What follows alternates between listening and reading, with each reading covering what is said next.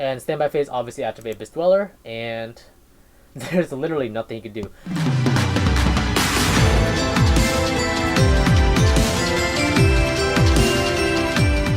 What is up, all you beautiful people? It is I, AkemiTCG, back here at the brand new video. So today we're revisiting a deck that I was working on just a, what is it, almost a week from now? A few days ago to a week from now, whenever this will be uploaded. And I got a comment saying that my build's bad. And not gonna lie, he got me at first.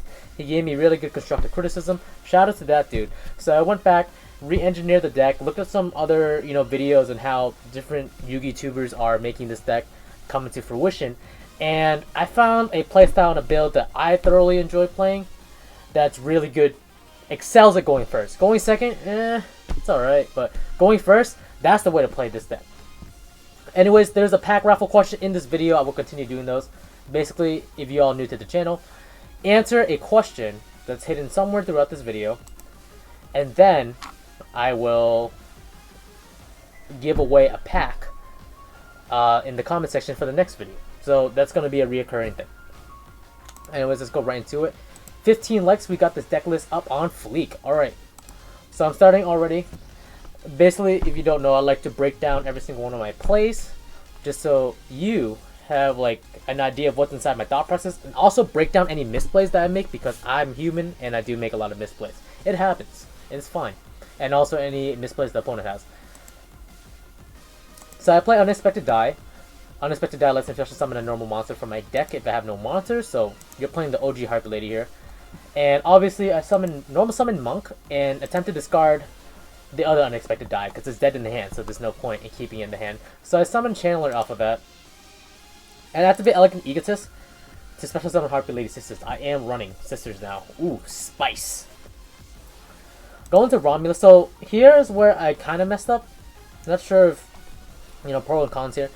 I could have special summoned Harpie Oracle here because I had Harpielady Sisters up on the field, but my thought process could have been at the time, I'm just saving it in my hand just in case I need a backup play. If I don't have a backup play next turn. Using Divine Lance to equip Phalanx onto it. Special summoning Phalanx to go into Simorgh, Bird of Kings with these two. And now I go into LP. LP's going to get me Brotar. So I'm pretty sure the reason why I didn't special summon this is because I wanted to resolve Brotar. So I discard my Harpie Oracle and target my Simorgh, Bird of Kings. So I have to add a Wing Beast from my deck in my hand. I believe it's the same type of attribute. So it has to be a Wing Beast monster. So pretty much any Harpie monster. I add Garuda the Wind Spirit to extend my plays, so to speak. Go into Pisty, get Romulus or Brotar back. It actually doesn't matter at this point, but if you're going turn 2 and you somehow make this combo board without interrupted, then you would make Borosword out of these 3 cards here. You go to Hieratic Seal. The reason why I go Hieratic Seal is because right now I'm locked into Dragons to summon into Union Carrier. Union Carrier is going to target my Simorgh, Bird of Kings, and I'm going to equip a Mist Valley Thunderbird on it. You guys already know where this is going. You already know. So anyways, after I do that, I special summon Garuda the Wind Spirit to go into Abyss Dweller. Because most of the time in this meta, there is a lot of cards and interactions in the graveyard. So I want to go into Abyss Dweller to take care of that ASAP. I mean, there is other things I could have gone for, but Abyss Dweller, in my opinion, right now is one of the best rank 4 exceeds out there. Let me know if anybody thinks otherwise. So good against Shadalls, pretty much everything. End phase, Simorgh, Bird of King resolves. So special summon Apex Avion from the deck. And standby phase, obviously activate Abyss Dweller, and there's literally nothing you can do. So the reason, if you don't understand this combo, is Mist Valley Apex Avion says that once per chain, not once per turn, once per chain, okay? When any card or effect is activated, quick effect, target one Mist Valley card you control. It doesn't matter if it's spell or trap card zone here. Return it to the hand, then negate and destroy that card. So activate it from anywhere. So basically, they can be like, oh, activate Lightning Storm, and I'll just negate with Mist Valley Thunderbird by putting Mist Valley Thunderbird back to the hand. And then Mist Valley Thunderbird says, when this face-up card on the field returns to the hand, you special summon it. So here's that loop. It's very, very, very easy for this deck to pull this off. Like, not kidding.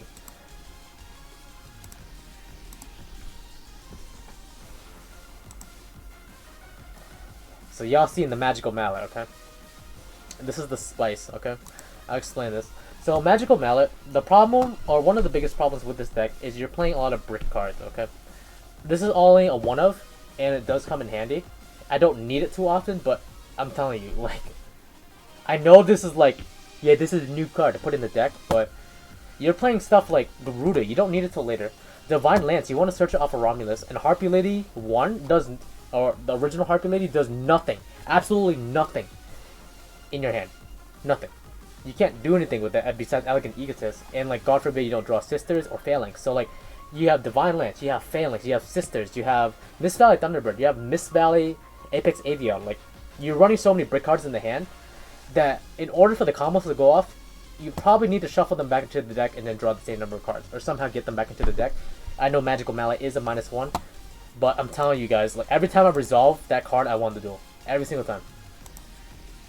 So now I draw into Monk and Sign. Like, this is literally the best combo, because Monk's gonna discard Sign. End phase, I get to add 3 Harpies from deck to my hand. So summon Channeler off of that, discard Harpist, which is even better because Harpist is gonna activate later on. So now at the end phase, I'm guaranteed 4 cards. Perfumer is gonna activate. I get Elegant Egotist. I go into Egotist, get Harpielady, the original one that I shuffled back. Go into Romulus, Divine Lance, and here's where I'm gonna get roasted. Okay, so very important, very critical here. So there's 2 things that are going on here that I need to address. One is you have to summon the big bird, the green bird of sovereignty, before you go into LP, or else you're going to be locked into dragons. You have to understand this. It's very, very important. Second thing is Harpie's Featherstorm. I've had this since the beginning. I think if you want to guarantee this combo to stick, you should activate this preemptively, like early. So like the best time I could have activated this is probably right when I summon Monk. But the best time, yeah, probably when I summon Monk. And then going into Perfumer, where I would then activate Harpie's Featherstorm. The reason why I say this is, at this point in time, I may or may not be susceptible to Nibiru. I am definitely susceptible to it, but let's say if I did go to Greenbird, okay? I go into this more Bird of Sovereignty here. I am now susceptible to Nibiru. But if I play this preemptively, then I would not be susceptible to it. Like, I have to play it before font. That's what I'm saying. Like, Harpie's Featherstorm is extremely good in this deck because, you know, Ash, gone. Effect Filler, gone. If somebody's playing the new Hand Trap, gone. Nibiru, gone. That's why it's so good. So, if you go in full combo, activate this preemptively. Even though it may not feel like you need to, it just depends on you guys. So, I went to LP here and I messed up. I go into Boral Sword. This is like the worst misplay of my life. Gonna get roasted in the chat. Obviously, use Boral Sword's effect. Get the extra damage in. I have 1 Harpie's Featherstorm face down. I have no idea what that is. Trap Hole, he couldn't activate that because Summoner Monk is less than 1000 attack, and it doesn't affect special summon, so it's a very, very old card.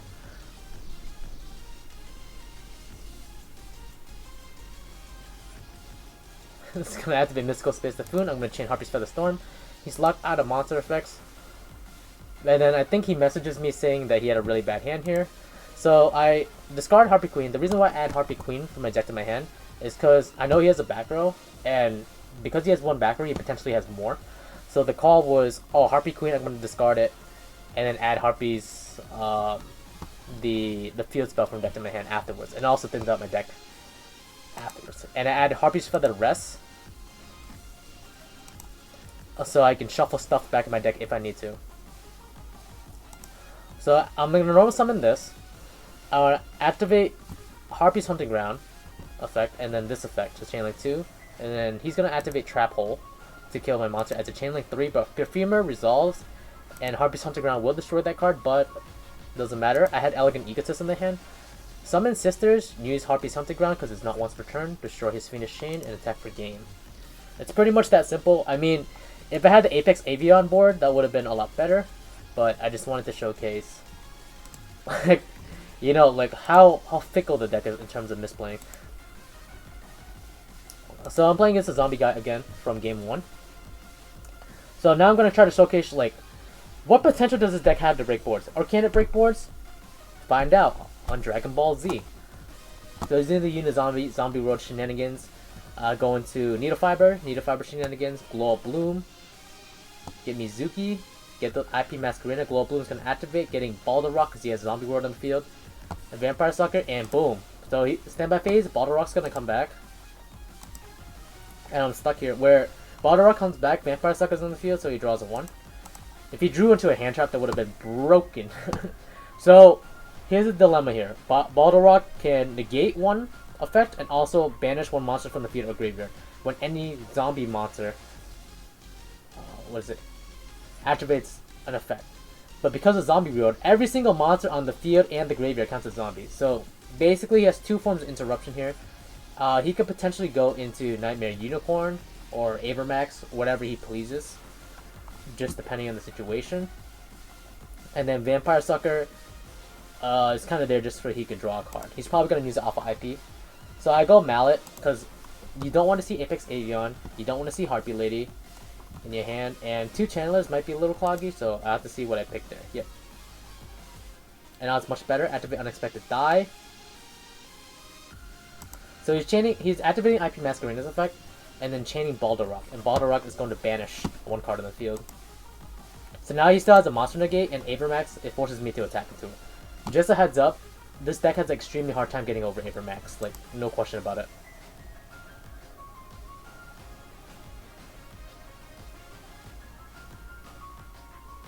So like, here I'm like trying to think like really hard what to do.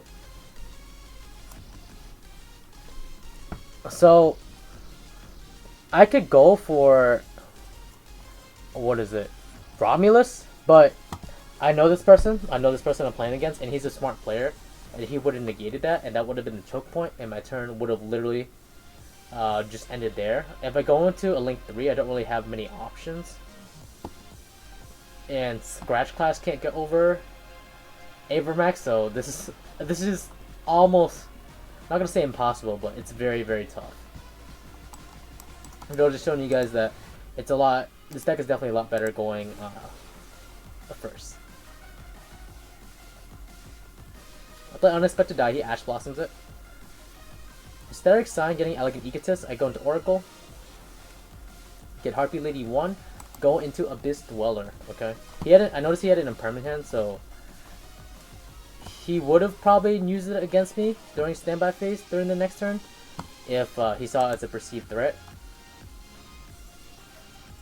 So here, if I played against Adamancipator, I would have lost. Guaranteed. There's no question about it. So Onomata Pyra, so I'm assuming he's playing Adamancipators. Okay, so here basically what happens is, no joke, my internet cut off here, and I was very curious because he didn't summon any Adamancipator monsters yet. And he does have Go Glove, so he could potentially go into one. But I looked at his deck list, and he doesn't have anything of the sort. It's just basically a rank 4 spam deck.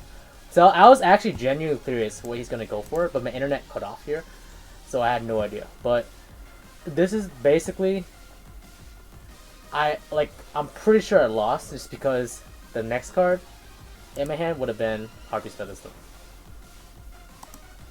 I understand that like you never want to see Phalanx, and you never want to see Apex Avion ever in your hand, or harpielady 1 for that matter. So like, was it 4 or 5 cards that you don't want to see? And then the last game for the fans. Hope you all enjoying. If you are enjoying, please drop a like, comment, and subscribe, or dislike if you like. That's fine. Oh, he's playing Ojamas. That's actually sick. Oh man, I gotta rebuild my Ojama deck. That was so fun back in the day. So I'm doing basically the whole combo again. The same exact combo as in the first game, okay? Like go Romulus, get Phalanx, go into Elfie. So here I messed up. So game 1, I left Oracle in the hand. This game I should have left Oracle in the hand so I can resolve Boltar. And got myself potentially a Garuda or something, but did I resolve Hysteric Sign? Okay, so what I should have done here was instead of playing Harpie's Hunting Ground, I'll explain this. Instead of playing Harpie's Hunting Ground earlier in the game and then popping it and using my own summon, I should have kept Hysteric Sign in the hand, used Brotar's effect to discard Hysteric Sign, and then still I would have been able to get everything off, get Garuda the Wind Spirit, and possibly end on Scratch Clash or any rank 4 as well. So most likely that rank 4 would have been Abyss Dweller. Let's keep going here. So Pisty, go back into Romulus, go into Union Carrier, equip the Thunderbird, end phase, resolve Simorgh Bird of Kings, still end phase, resolve the effect of Oracle. Just letting you know, even if Oracle's gone, at the time you summon that card, if the effect resolves or activates properly and there's nothing wrong with it, then it will resolve, regardless of where it is. I believe if it gets shuffled, nope, it already activates, so it kind of resolves. So the resolution window is like somewhere out here. So I add Channeler, Harpist, and Storm. Personally, these are my favorite 3 to add because Channeler, you add so you can special summon Perfumer off of discarding Harpist, and then end phase Harpist effect would activate. You also have Elegant Egotist on the hand from Harpie Oracle, and then Harpie's Featherstorm. So during your opponent's turn, you have an opportunity to interrupt other monster effects if they somehow get through this board, like Dark Ruler no more or whatsoever.